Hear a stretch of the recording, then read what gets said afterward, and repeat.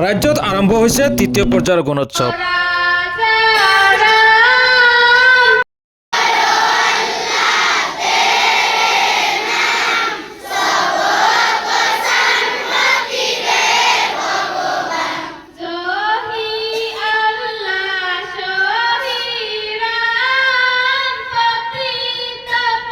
দহখন জিলাৰ চৰকাৰী বিদ্যালয়ত আৰম্ভ হৈছে বিদ্যালয় তথা ছাত্ৰ ছাত্ৰীৰ গুণগত মান নিৰূপণ কৰাৰ প্ৰক্ৰিয়া।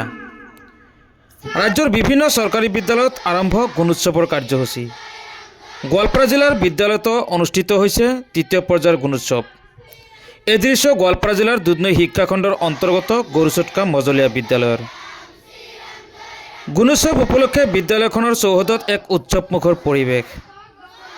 4 শতাধিক ছাত্ৰ ছাত্ৰীয়ে পুৱা প্ৰাতঃসেৱাৰে আৰম্ভ কৰিলে বিদ্যালয়। শৈক্ষিক ফলাফল উন্নত কৰি গুণগত প্ৰাথমিক শিক্ষা সুনিশ্চিত কৰাৰ লক্ষ্যৰে গ্ৰহণ কৰা এই গুণোৎসৱ কাৰ্যসূচীক আদৰণি জনালে বিদ্যালয় কৰ্তৃপক্ষই। উল্লেখ্য যে গৰুচটকা মজলীয়া বিদ্যালয়ত ছাত্ৰ ছাত্ৰীৰ অনুপাতে শিক্ষকৰ অভাৱ বুলি জানিবলৈ দিছে বিদ্যালয় কৰ্তৃপক্ষই। তৃতীয় পৰ্যায়ৰ গুণোৎসৱৰ দিনটোত বিদ্যালয়খনত মূল্যায়ক হিচাপে উপস্থিত থাকে জেউতি তালুকদাৰ, বিদ্যালয় পৰিচালনা সমিতিৰ সভাপতি আমিনুল হক, বিদ্যালয় পৰিচালনা সমিতিৰ সদস্য মহিজুল হক, আমিৰ আলীৰ লগতে শিক্ষক শিক্ষয়িত্ৰীসকল।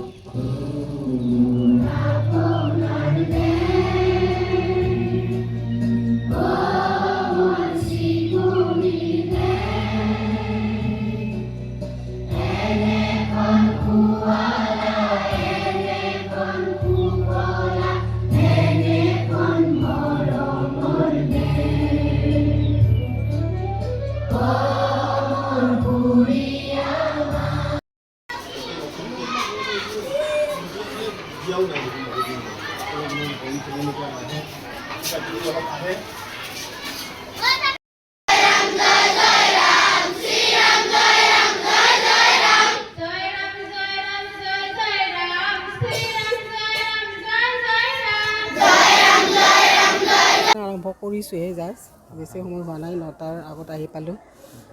8:40-45 মানতে আহি পালোঁ। গতিকে যিহেতু ষ্টুডেণ্ট বেছি, স্কুল বহুত পুৰণা, মষ্ট প্ৰবেবলি 1949ৰ স্কুল, গতিকে ভালেই হ'ব বুলি আশা কৰিছোঁ, আশাবাদী ময়ো। আৰু মই যিমানখিনি পাৰোঁ চেষ্টা কৰি আছোঁ মোৰ যাতে ইভালুৱেশ্যন খুব নিয়াৰিকৈ মানে সম্পন্ন কৰিব পাৰোঁ, এইখিনিয়ে আশা। আৰু ছাত্ৰ ছাত্ৰীৰ আউটকামছখিনি, যিখিনি ফলাফল পাম বা যিটো পৰীক্ষা হ'ব, সেই পৰীক্ষাটো খুব নিট এণ্ড ক্লিন, পৰিষ্কাৰ পৰিচ্ছন্নভাৱে হওক। সিহঁতে যিখিনি টেলেণ্ট বা কোৱালিটি, যিখিনি স্কিল, যিখিনি ছাত্ৰ ছাত্ৰী, সেইখিনি তেখেতসকলে হেৰি কৰক, এক্সপ'জ কৰিব বা পৰীক্ষাৰ জৰিয়তে গম পাম তেখেতসকলে দিয়া পৰীক্ষাৰ জৰিয়তে। গতিকে এইখিনিয়ে বিচাৰিছোঁ, ছাত্ৰ ছাত্ৰীখিনি ভালকৈ লিখক বা নাম্বাৰখিনি এচিভ কৰক কৰি পেলাই। কাৰণ কিবা ফেচিলিটিৰ লেক থাকিব পাৰে, কিন্তু ছাত্ৰ ছাত্ৰীৰ কোৱালিটি মেইনলি মই ভাবোঁ কি গাঁও অঞ্চলৰ ছাত্ৰ ছাত্ৰীয়ে বহুত বেছি টেলেণ্ট থাকে, গাঁও অঞ্চলতে প্ৰতিভা বহুত লুকাই থাকে। আৰু এই অঞ্চলৰ পৰাও তেনেকুৱাকৈ প্ৰতিভা হয়তো ওলাই আহিব বা ওলাই আছে, মই আশাবাদী। গতিকে যিমানখিনি পাৰোঁ খুব সুচাৰুৰূপে দিনটোৰ মোৰ যিখিনি কৰিবলগীয়া সেইখিনি মই কৰিম বুলি ভাবিছোঁ। আৰু যিহেতু আপুনি প্ৰাতঃসভাত আছিলে ইয়াত, আচলতে আমি দেখিলোঁ চাগে সুন্দৰ পৰিৱেশ আচলতে প্ৰাতঃসভাখিনি, এই ক্ষেত্ৰত কি ক'ব বাইদেউ? একচুৱেলি প্ৰাতঃসভাটো এইকাৰণে দিয়া হয় যে ছাত্ৰ ছাত্ৰী অধ্যয়ন কৰাৰ আগত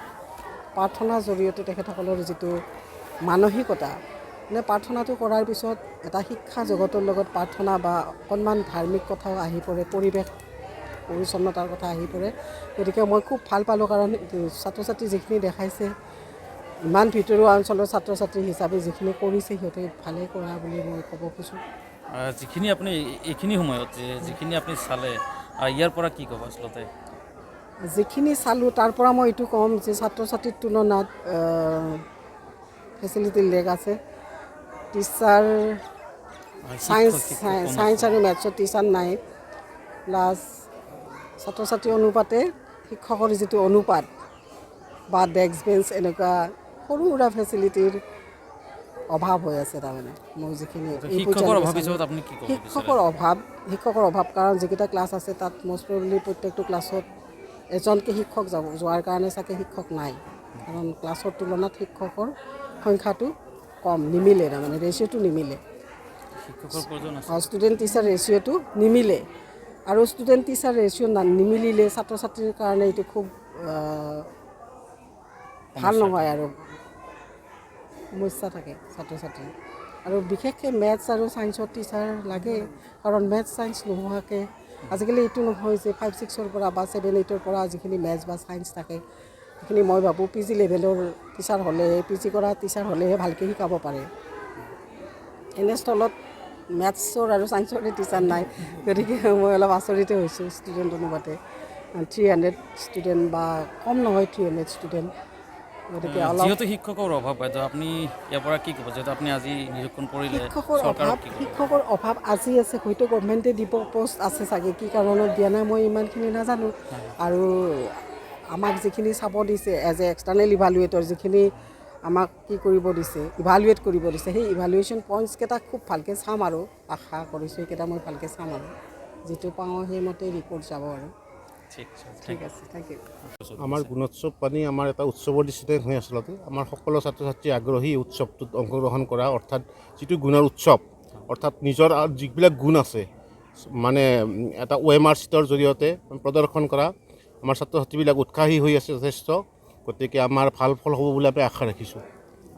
ইতিমধ্যে নিৰীক্ষণে যিখিনি কামখিনি চলাই আছে হয় এক্সটাৰ্নেল আহিছে আপোনালোকে হয় ইয়াত আমি শুনামতে কিছু অভাৱ আছে শিক্ষকৰ অভাৱ হয়। এইটোত কি ক'ব ছাৰ এইটোতো আমাৰ বহুত দীৰ্ঘদিনীয়া অভাৱ আমাৰ বিদ্যালয়খনত যথেষ্ট মানে ব্যৱস্থাপূৰ্ণ বিদ্যালয় যথেষ্ট মানে সম্ভাৱ্যপূৰ্ণ বিদ্যালয় কিন্তু বিদ্যালয়খনত আমাৰ শিক্ষক মানে ছাত্ৰ ছাত্ৰী অনুপাতে শিক্ষকৰ যথেষ্ট কম কিন্তু আমি চৰকাৰক বাৰে বাৰে যোগাযোগ কৰিও আছোঁ তথাপিও আমি সুফল পোৱা নাই যে নহওক আমাৰ 2004 পৰা আমাৰ হিন্দীৰ শিক্ষক নাই তাৰপিছত 2023 পৰা আমাৰ বিজ্ঞান শিক্ষক নাই তাৰপিছত আমাৰ প্ৰধান শিক্ষক নাই তাৰপিছত দুজনমান এছিষ্টেণ্ট টিচাৰ নাই এনেকৈ যথেষ্ট অভাৱৰ মাজেৰে আমাৰ বিদ্যালয়খন চলি আছে আৰু কোনোমতে চলাই আছোঁ বিদ্যালয়খন তাৰমানে কি ক'ব ছাৰ এই ক্ষেত্ৰত কি ক'ব ছাৰ এইখনত আমি চৰকাৰক আহ্বান জনাম আমাৰ স্কুলখন যিহেতু PMC স্কুল গতিকে স্কুলখনৰ ছাত্ৰ ছাত্ৰীৰ ফালে মুখৰ ফালে চাই চৰকাৰে যাতে আমাক পৰ্যাপ্ত পৰিমাণে শিক্ষকৰ যোগান ধৰে এই আমাক চৰকাৰক অনুৰোধ জনাইছোঁ আচ্ছা যিহেতু আজি অনুষ্ঠিত আপোনালোকৰ আশা কেনেকুৱা ছাৰ আজি আমাৰ আশাটো ভাল আমি যোৱাবাৰ আমি A পাইছিলোঁ এইবাৰ আমাৰ A+ পোৱাৰ আশাৰে আমি আৰম্ভ কৰিছোঁ আজি যাত্ৰা সেইটোৱে আমাৰ কামনা কুৱেশ্যন কৰিছে কাৰণ মই পৰিচালনা সমিতিৰ সভাপতি হিচাপে মই এইখিনিয়ে ক'ব খোজোঁ মানে চৰকাৰৰ ফালৰ পৰা যিহেতু আমাৰ গৰিচটকা MV স্কুলখন মানে PMC মানে চৰকাৰে স্বীকৃতি দিছে সেই হিচাপত তাৰমানে আমাৰ ইয়াত মানে ছাত্ৰ ছাত্ৰীৰ অনুপাতে আমাৰ শিক্ষকৰ অভাৱ ইতিমধ্যে আমাৰ প্ৰধান শিক্ষকে আপোনাক জনাইছে যে মানে আমাৰ বিজ্ঞান শিক্ষক নাই হিন্দী শিক্ষক নাই মানে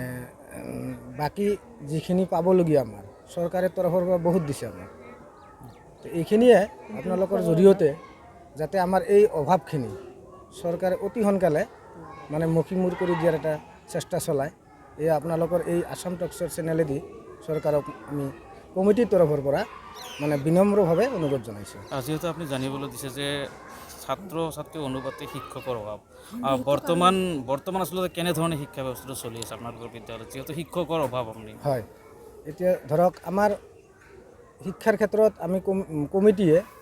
কিছু পদক্ষেপ লৈছোঁ মানে যিখিনি আমাৰ গাঁৱত মানে শিক্ষিত যুৱক